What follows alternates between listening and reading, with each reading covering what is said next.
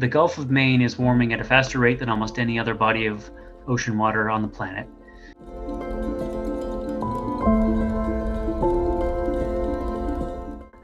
I think climate change is a huge, huge concern for the state. It's one of those things that, like, we can see it, we know it's happening, but it's really hard to talk about, and it's really hard to, like, sort of admit that this is a thing that's happening, and then deal with the ramifications of that as people start to sort of say, like, oh, well, I don't really want to buy a building downtown because, you know, I don't know how long it's going to be there for.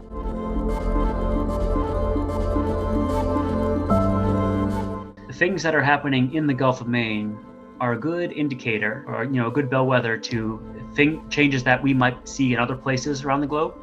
But we can observe the rapid warming in the Gulf of Maine and the effect that it's having in disrupting the patterns that we had seen for decades prior as a really complicating factor in our ability to protect not just whales, but lots of other species as well.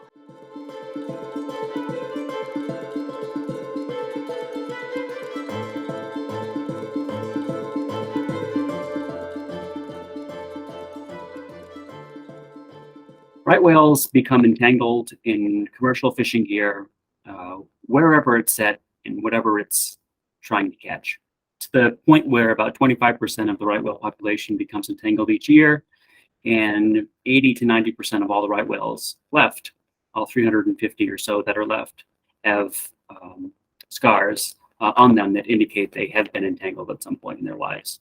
We pay a lot of attention on fishing that's happening on the coast of Maine because out of all the vertical lines from fixed gear fisheries that are in U.S. waters, over 90% of the vertical lines belong to the lobster fishery. And at the same time, the lobster fishery is one of the most lucrative in the entire country. Well, it's really not an issue. It's a lot of people with a lot of money having nothing to do that's pushing it for us, because they can push us around. We're basically 7,000 people on the coast of Maine. You know, on average, we see about maybe 5 or fewer dead right whales a year, but we know from our statistical modeling that upwards of 30 to 40 right whales die a year. And we see the evidence of that in how we monitor the population. We fly an airplane over the population and are able to capture almost every individual alive. But when right whales become entangled, they most likely will carry gear for a period of time, maybe suffer some weight loss due to impediment to feeding, and then likely drown or succumb to some other injury and sink.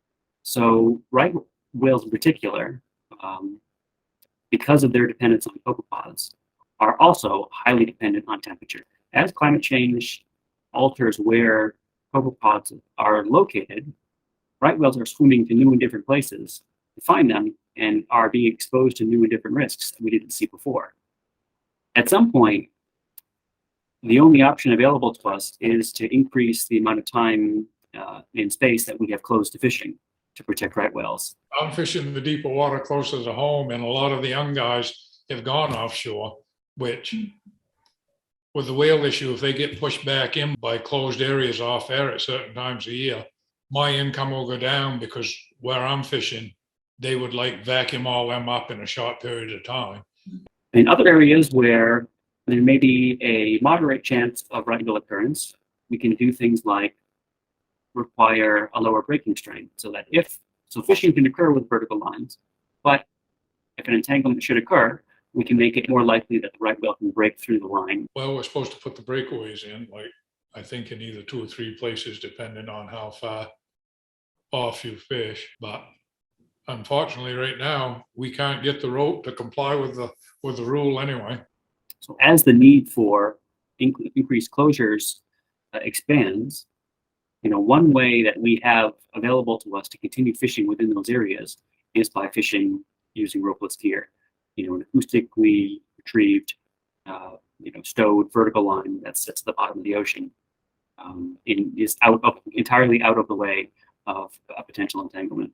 Well, like out here, just outside of Heron Neck Light on the flat bottom, every fisherman in Vinyl Haven has traps there. Along the southern end, it's like the bottom's almost a straight line. When everybody's there, my oldest son has 270 traps there. I have 200 traps there.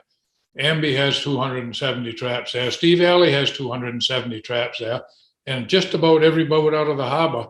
Well, if I set mine there first and 12 other guys pile them on top of them, I don't think my rope thing will come up through all that traps. We don't believe that ropeless fishing is viable today because it's too cost prohibitive. But that doesn't mean we shouldn't continue to engage with fishermen and with engineers and manufacturers on this gear because of the promise that it shows.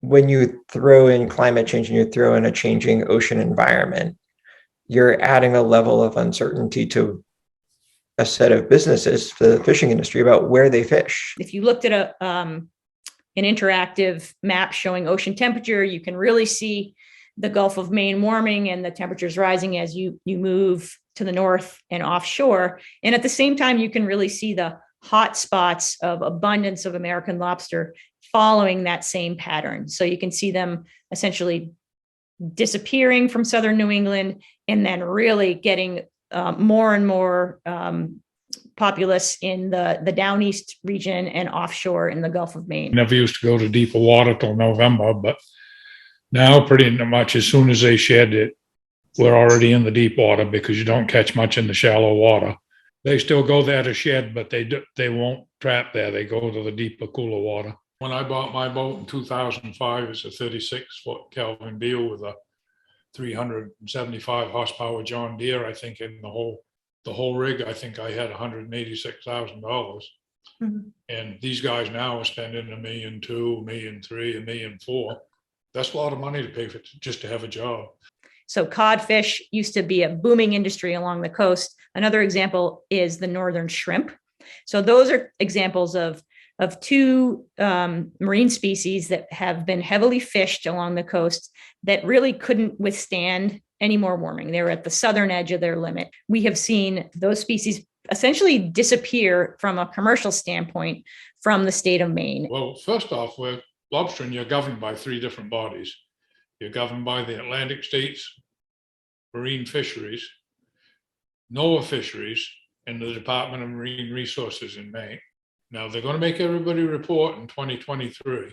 Everything I land at the co-op, they get that day from the co-op is how many pounds I've landed, but I have to make out a logbook and mail it in every 30 days, telling how many pounds I got. So it's just, they just make us do it because they can. Either get everything to do online or leave it on paper, but get it one way or the other. I don't care which, but it's very confusing for somebody like me just to try to get everything in place.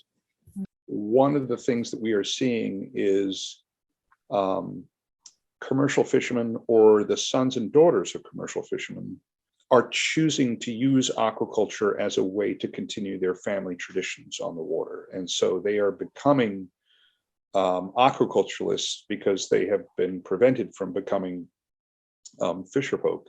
One of the things I think right now, the Department of Marine Resources in the state of Maine should be starting to think about setting up some form of licenses for like black sea bass and stuff. If our lobsters migrate north and that stuff migrates into our area, there's still going to be some kind of fishery here that we can make a living at.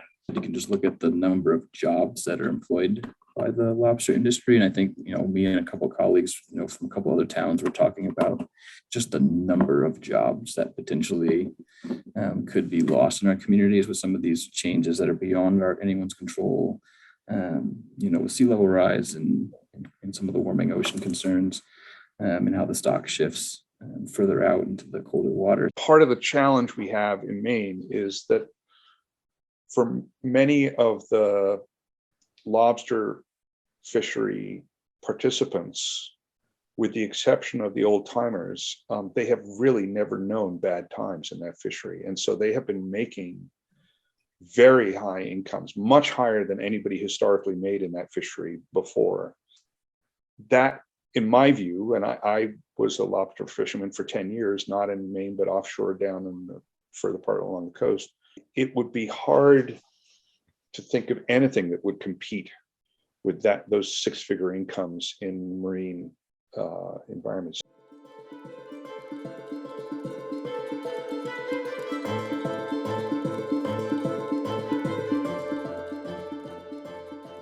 I think one of the things that has really been important in the planning process is thinking about climate change and really getting people and sea level rise and getting people to even realize that, like, oh, wow, if we're doing this, this infrastructure project that we hope is going to, last us for 10 or 20 or 30 years, that we got to realize that in 10 or 20 or 30 years and even sooner that things are going to look really different. And so how do we plan for that? How do we pay for that? It's the little bit of sea level rise on top of a storm where you start getting water in places that haven't gotten wet. You start getting water that's moving and salty, hitting buildings, hitting roads, hitting the man-made environment.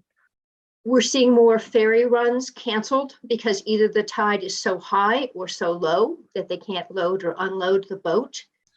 Well, eventually, if circumstances don't change worldwide, I think Main Street will be inundated and within the next century, and unless we take some resilient steps. And also, I own a business that is not only on Main Street, but literally over the water. The entire business is built over the water. So it's certainly a concern in that regard as well.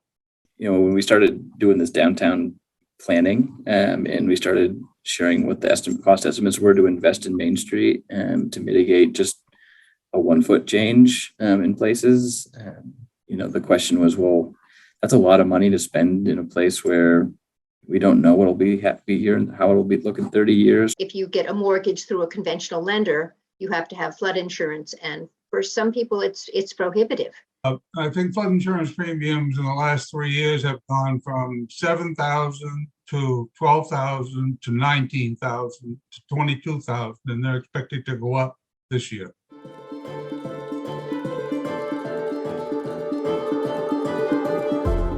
I think the issue of sea level rise and climate change is in the hands of the right people as far as violently is concerned. Different people have different perceptions, but I think the more we do shine the light on downtown, the more it does sort of like paint a somewhat hard reality around property values and things like that can be hard conversations to have. Because I guess in 2023, we're all going to be monitored as to where we're fishing, what we're catching. And we're never alone out there now anyway in the ocean.